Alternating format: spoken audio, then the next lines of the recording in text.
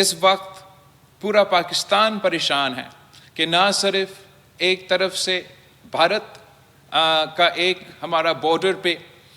مالی آنکھ سے پاکستان دیکھ رہے ہیں، مگر ہمارا جو افغانستان کے ساتھ تعلقات ہیں وہاں بھی پاکستان اور افغانستان کے درمیان جو تھلکیاں بھرتے جا رہے ہیں، اور جس انداز سے ہم ان کا اور دہشت گردوں کا جو تعلق ہے اس سے مطمئن نہیں ہیں،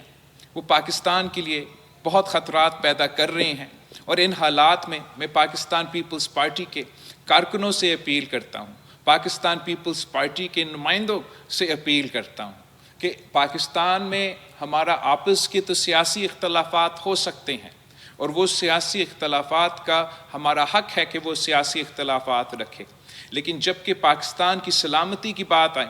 جب پاکستان نے نہ صرف ان دہشت گردوں کا مقابلہ کرنا ہے، مگر ہمارا ہمسائے میں جو ہمارے مخالف موجود ہیں ان کا بھی مقابلہ کرنا ہے،